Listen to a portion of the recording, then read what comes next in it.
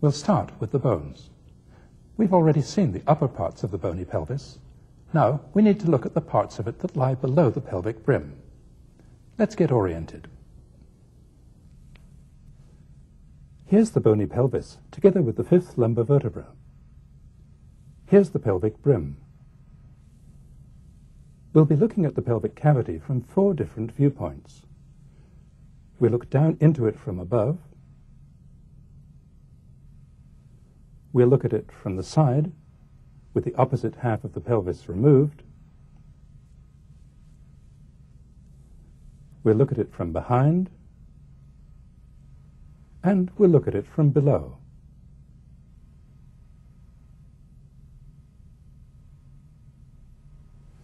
We looked at the features of the upper part of the bony pelvis in the last section. The bones that contribute to the walls of the pelvic cavity are the sacrum and the coccyx behind, and the lower parts of the hip bone in front and at the side.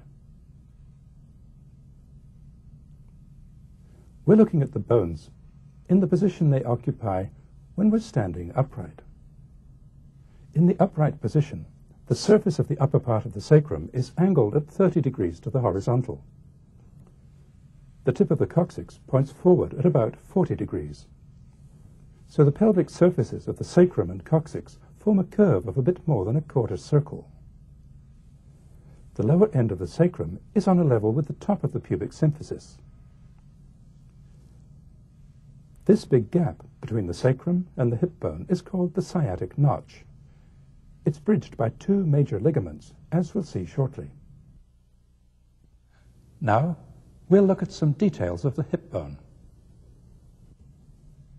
This massively thick part of the hip bone is formed by the fusion of the ilium, the pubis, and the ischium. It's smooth on the inside and on the back. It's deeply indented on the outside by the socket of the hip joint, the acetabulum. This is the body of the ischium, which ends below in this impressive projection, the ischial tuberosity, which is what we sit on. This sharp prominence is the ischial spine. The large hole in the lower part of the hip bone is the obturator foramen. In the living body, it's largely closed off by the obturator membrane. This is the body of the pubis.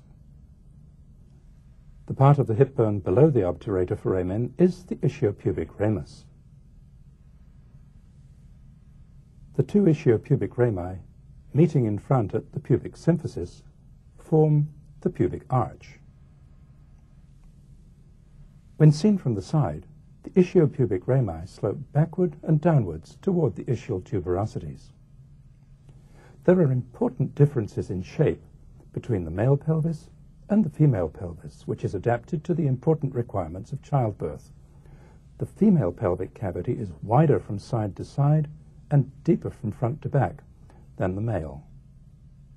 In addition, the angle of the female pubic arch is broader. When seen from below, the inferior pelvic aperture of the female is wider in all directions than that of the male.